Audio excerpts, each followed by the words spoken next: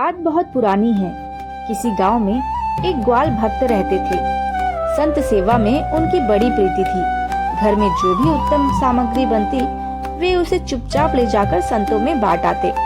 ग्वाल भक्त के पास बहुत सारी भैंसें थी। दिन भर उन्हें चराना ही उनका कार्य था और उसी से आजीविका चलती थी।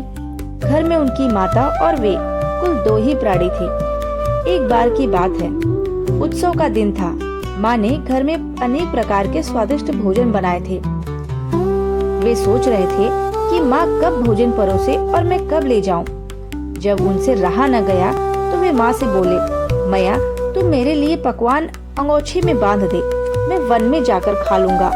आखिर भैंसें भी तो भूखी हैं, उन्हें भी तो चराना है। भोली माँ ने अंगोछे में ढेर सारे पकवान बांध दिए। कुछ पकवान और भी ग्वाल भालों ने माँ की नजर से बचाकर बांध लिए और एक बड़ी सी गठरी बना ली। आज घर पर उत्सव होने के कारण वन में जाने में विलंब हो गया था। बाहर द्वार पर बंधी भैंसें भी रंभा रही थी। ग्वाल भक्त जी ने शीघ्रता पूर्वक भैंसों को बंधन मुक्त किया और सिर पर व्यंजनों की गठरी रखकर चल दिए वन की ओर।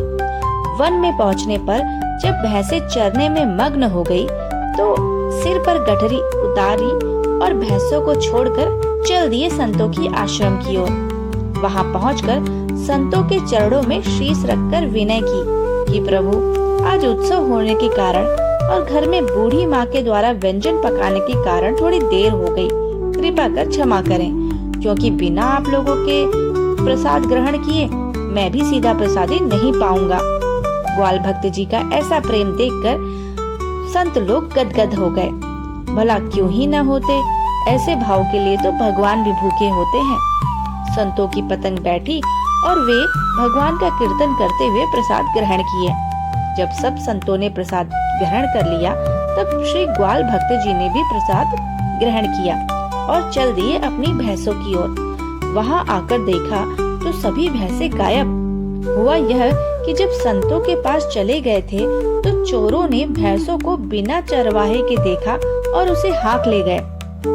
ग्वाल भक्त जी को न तो भैंसों की चोरी का दुख था और न ही संत सेवा करने का पछतावा।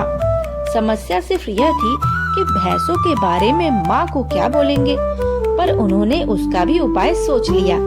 रोज की तरह शाम को लौटकर जब घर पहुँचे और माँ ने पूछा कि भैंसें कहाँ है, तो भक्त जी ने सोचा कि सच्ची बात बता दूंगा तो माँ दुखी हो जाएंगी। तो अब जब जब माँ को भैंसों की याद आएगी तब तक माँ मुझे डांटेंगी, फटकारेंगी, साथ ही संतों को भी 4 खोटी सुनाएंगी।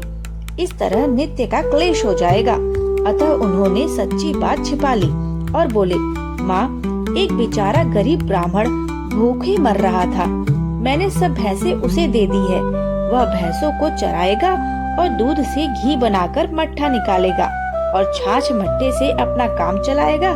कुछ दिनों बाद घी और भैंसों को वापस कर जाएगा।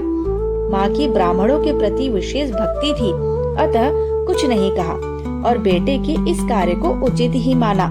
धीरे धीरे समय बीतता गया। भैंसों की बात भी आई गई हो गई। बीच में माँ कभी पूछती भी तो भक्त जी कह देते कि ब्राह्मण बेचारा गरीब है, जैसे ही उसकी आजीविका का कोई अन्य व्यवस्था हो जाएगा वह भैंसों को वापस कर जाएगा। भक्त जी की यह बात केवल माँ को समझाने के लिए ही नहीं, बल्कि उनके मन में यह दृढ़ विश्वास भी था कि संतों की सेवा के प्रताप से मुझे भैंसें अवश्य ही वापस मिल जाएंगी। अब उनके इस भाव की रक्षा का भार भगवान पर था, क्योंकि संत तो भगवान के प्रतिनिधि ही होते हैं। कुछ दिन और बीत गए। दिवाली का त्योहार आ गया। चारों ओर पटाखों, मिठाइयों और पकवानों की धूम मची थी। मस्ती का माहौल था। भगवान की प्रेरणा चोर भी उत्सव की धुन में उन्मत्त थे। उन्होंने भैंसों का खूब श्रृंगार किया, उन्हें चांदी की हसूलियां पहनाई, सिंह पूंछ और अन्य अलंकृत किए। उनकी प्रवृत्ति थी तामसी, अतः उनके लिए यही उत्सव था। रात भर आतिशबाजियां और पटाखे छुड़ाते रहे। अचानक किसी बालक ने भैंसों के पास जाकर पटाखे की एक लड़ी जला दी और वे चारों ओर धाए धाए करके दगने लगी।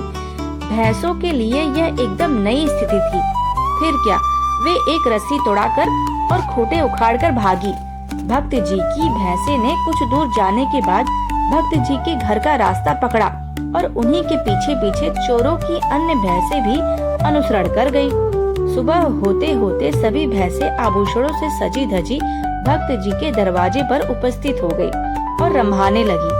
भक्त जी की माँ ने जब भैंसों के रम्भाने की आवाज सुनी तो भक्त जी से कहा, बेटा ये तो अपनी भैंसों की आवाज है, जा जाकर देख। भक्त जी ने जब बाहर जाकर देखा तो ठगी से खड़े रह गए। उन्होंने माँ को आवाज दी, माँ देखो अपनी भैंसें आ गई हैं। चारे ब्राह्मण ने भैंसों को कितना सजा धजा कर भेजा है और घी बेचकर आभूषण बनवा दिया है।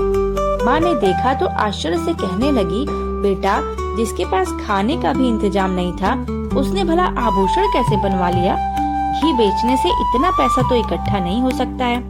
माँ की बात सुनकर भक्त जी ने सारी सच्ची घटना सुना दी।